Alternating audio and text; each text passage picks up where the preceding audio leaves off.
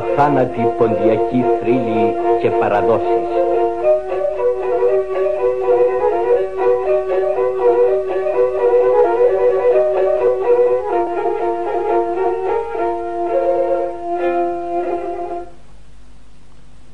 Στην ξακουστή πολιτεία του πόντου Κωτίωρα Όρτου είναι αφιερωμένη η σημερινή μας εκπομπή.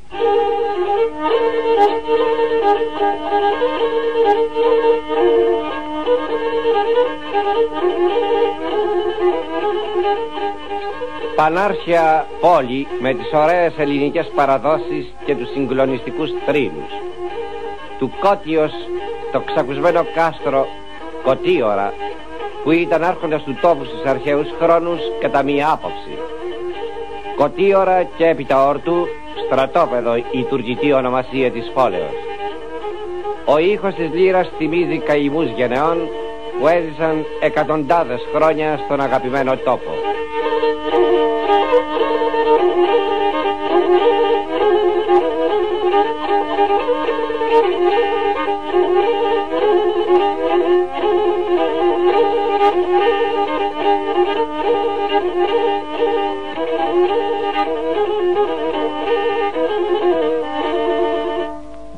Τα Κωτίωρα Όρτου ιδρύθηκαν τον 8ο ή 7ο αιώνα π.Χ. από τους αρχαίους Έλληνας μιλησίους που ίδρυσαν την αποικία Συνόπη. Είναι μία από τις μεγάλες παραλιακές πόλεις του Πόντου.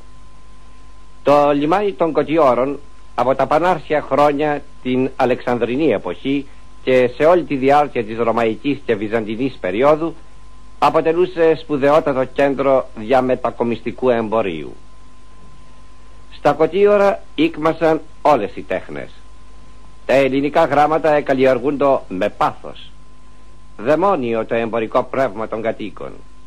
Η ενδοχώρα παρήγαγε άφθονες ποσότητες δημητριακών, κτηνοτροφικών και πτηνοτροφικών ειδών. Ιδίως η παραγωγή οπωρικών ήταν πολύ μεγάλη. Στα Κωτίωρα με το εύκρατο και πολύ υγιεινό κλίμα ευδοκιμούσε και η ελιά.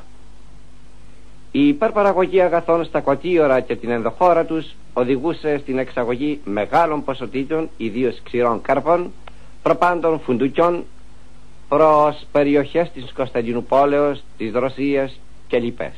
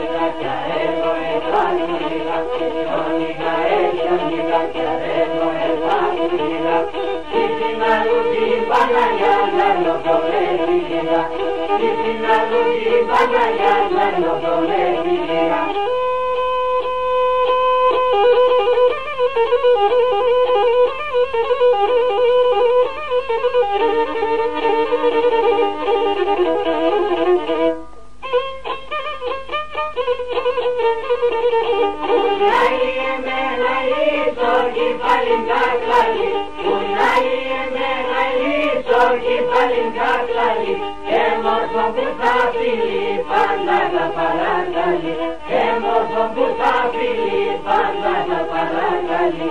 Εσιόνιγα, κι αρεύω επάτου λίγα, εσιόνιγα, κι αρεύω επάτου λίγα. Στη συνάλλου τη Παναγιά το με τη λίγα, στη συνάλλου τη Παναγιά το με τη λίγα.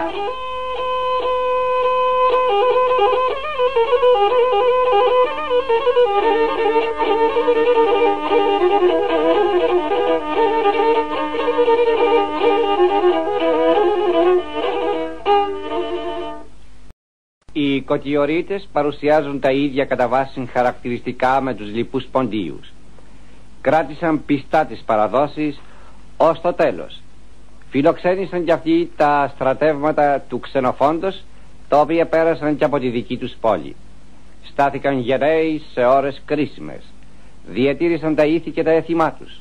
Στους γάμους και τα πανηγύρια, σε όλες τις εορταστικές εκδηλώσεις, οι κοτιορείτες έδιναν πάντοτε χρώμα ελληνικό. Η πίστη τους στα έθιμα του γάμου ήταν και παραμένει ακλόνητη. Η νύφη καλωσορίζεται στο σπιτικό του γαμπρού ως πανέμορφη κυρά, σύμφωνα με το σχετικό άσμα του ανώνυμου λαϊκού ποιητή που θα ακούσετε αμέσως.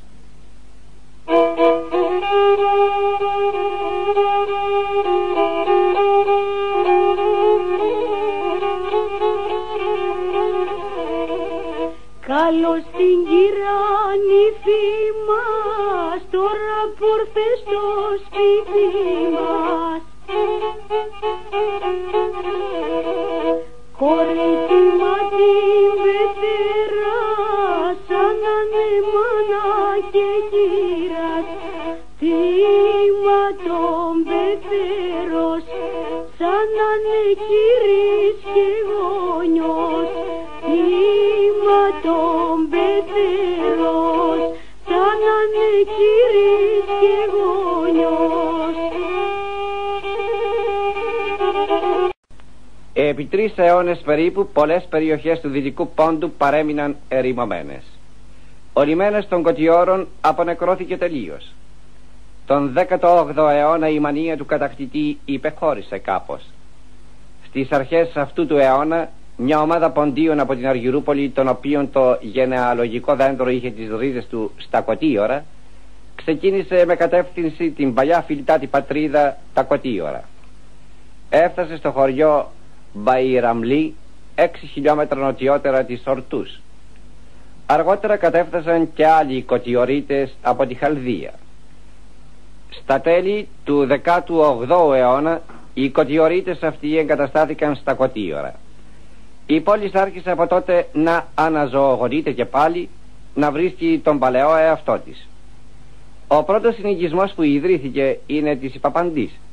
Κατόπιν έγινε ο συνοικισμός του Αγίου Γεωργίου και αργότερα του Αγίου Νικολάου.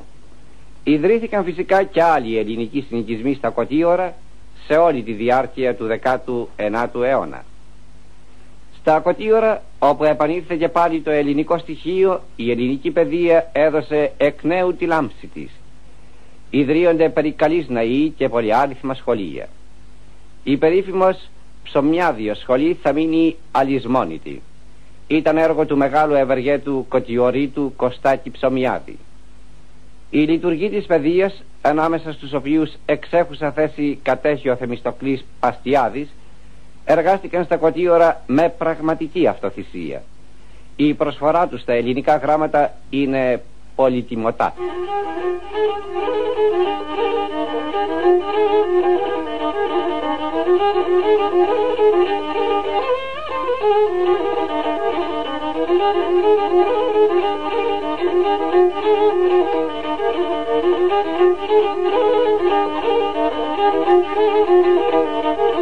Αγαπώ είναι αγκούτζιν, αγαπά την καλάτζιν, και μπορώ να περάτεμ στο σπίτι με ένα βράδυν, και μπορώ να περάτεμ στο σπίτι με ένα βράδυν.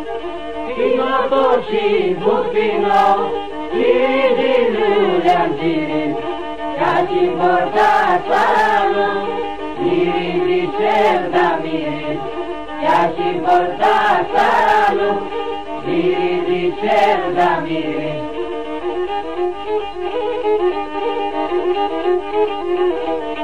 Με την κατάχρηση του πόντου από τους Τούρκους, ο ελληνικός πληθυσμός της περιοχής Κωτιώρων υπέστη τους φοβερότερους κατατρεγμούς. Τον 15ο και 16ο αιώνα η μανία του κατακτητή δεν άφησε ίχνος ελληνικότητος στα Κωτίωρα. Ο τόπος ερημώνεται. Το ίδιο συνέβη σχεδόν σε όλες τις περιοχές του Δυτικού Πόντου όπου βρίσκονται τα Κωτίωρα. Όσοι από τους Κωτιωρίτες κατόρθωσαν να γλιτώσουν έφυγαν προς περιοχές του Ανατολικού Πόντου και ιδίως στην περιοχή Χαλδίας, Αργυρουπόλεως, την μετέπειτα επωνομαζομένη Τιμής Χανά. Εδώ βρήκαν κάποια ανακούφιση. Ο κατακτητής παρεχώρησε στους κατοίκους της Αργυρουπόλεως διάφορα προνόμια. Η παραχώρηση έγινε για λόγους οικονομικού συμφέροντος του Οθωμανικού κράτους. Η εκμετάλλευση των μεταλλίων της Αργυρουπόλεως δεν μπορούσε να γίνει χωρίς τους Έλληνες αρχιμεταλλουργούς και τεχνίτες της περιοχής. Τα προνόμια λοιπόν παρεχωρήθησαν ως ελάχιστο αντάλλαγμα προς αυτούς.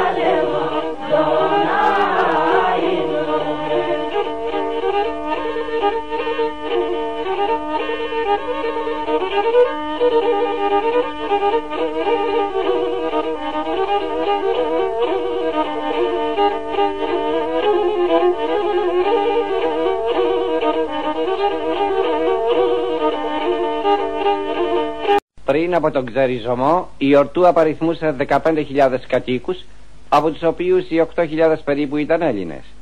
Η πόλη αποτελούσε κέντρο περιφερείες όπου υπήρχαν περί τα 400 χωριά, κόμες και κομμοπόλεις. Από αυτά τα 64 ήταν καθαρώς ελληνικά και 6 μεικτά. Ο ελληνικός πληθυσμός της περιφερείας Κωτιώρων στο σύνολό του υπερεύαινε τις 40.000. Πολλοί από τους Κωτιωρίτες παρέμειναν στη Ρωσία. Σημαντικό μέρος του πληθυσμού χάθηκε στο μαρτύριο της εξορίας. Όσοι ήρθαν στην Ελλάδα σκόρπισαν σε διάφορες περιοχές της. Δεν λησμονούν την παλιά γενέτειρα τα Κωτίωρα Ορτού. Συνεχίζουν και εδώ τις παλιές παραδόσεις.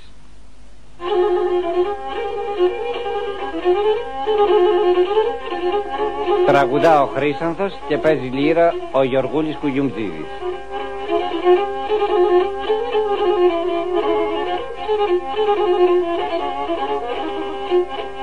Ορδουμνα έμνες ο γυαλός να σάνε με λελεύωσε την θάλασσανή τύρνα για πεϊμενιά τη λελεύωσε.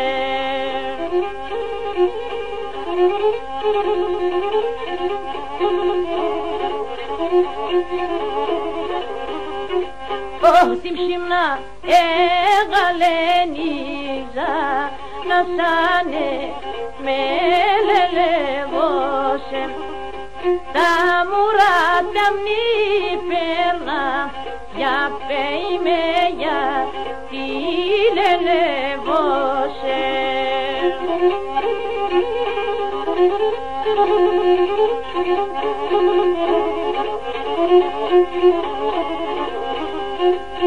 νεξιονέμενο Θεόν να σάνε με λελεύωσε και συνορδούν οι πέγμα για πέιμε για τη λελεύωσε.